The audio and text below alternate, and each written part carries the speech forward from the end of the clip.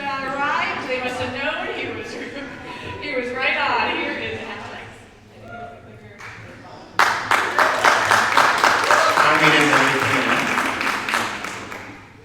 There's food for children.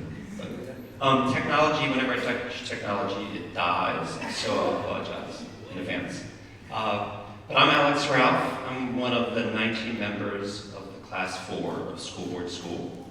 And this is an august membership. And with this membership comes privileges. Okay? And one of these privileges is getting to fill out a whole lot of surveys. 18, to be precise. And all of these surveys, there's some constants. And one of these constants on the survey is a question that goes something like this. On a scale of 0 to 100, how likely are you to run for school board school? And my answer is as constant as that question, which is the equivalent of heck no. And now the reason my answer is so definitive is, well, really, because I'm not Mary Weinberg.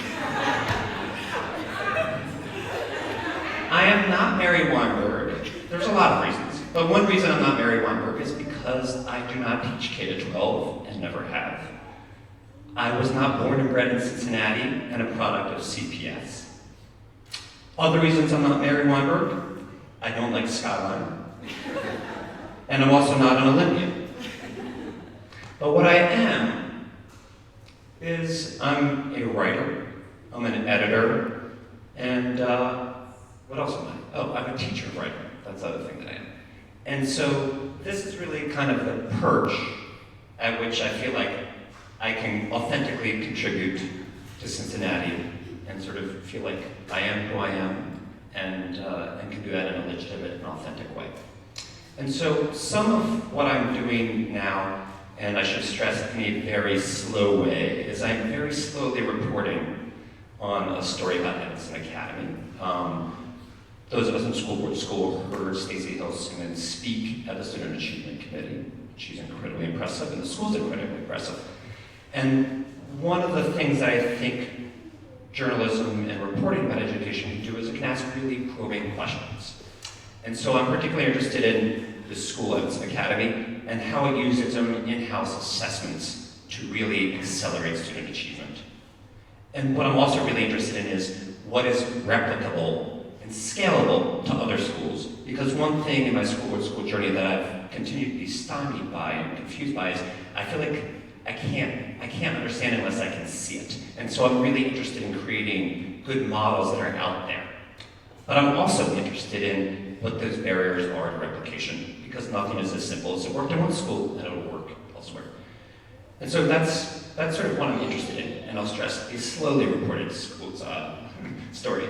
And some of the reasons why things are slowly reported is because there's also limits to how effective a story can be.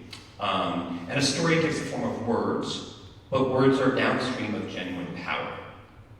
And there's also a labor issue in telling stories and being one person doing his own freelance reporting and reporting things. And some of those labor issues are you're trying to fit it in with your work, with your family, with obsessing about the awfulness that is the Reds ownership.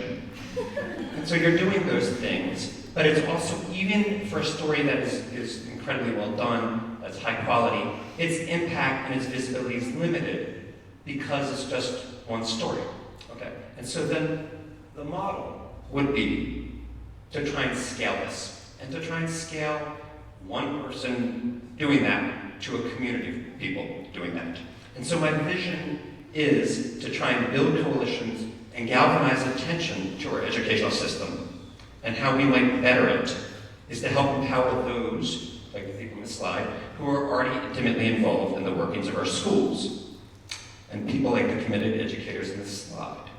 And so my vision for impact is to create a collaborative workshop for educators and education advocates to develop stories and content that broadens public awareness of how education policies and practices are working to improve, or in some cases hinder, our children's learning.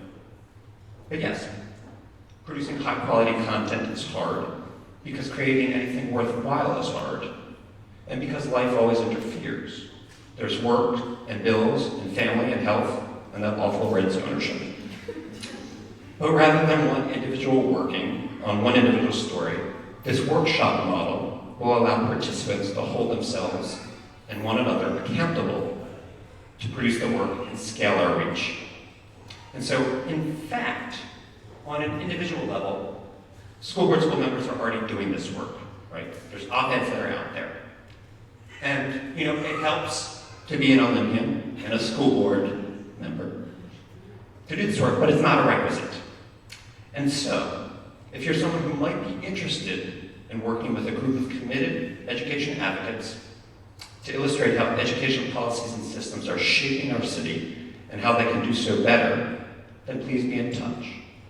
And finally, if you're still looking to make your fundraising goal, or if you're feeling especially flush because it's spring, you know what to do. Thank you.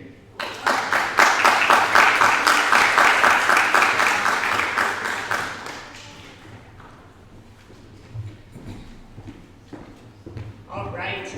Thank you so much to Alex. Let's give him his proper applause. I think one of the most fun parts about our impact presentations is always seeing the breadth of things people are taking on. So whether it's journalism, we saw people who are doing things from their classrooms, someone who's going to make a whole new ride-sharing program for kids. It's really amazing to see all of the different things that these members are going to do to help impact kids in our community.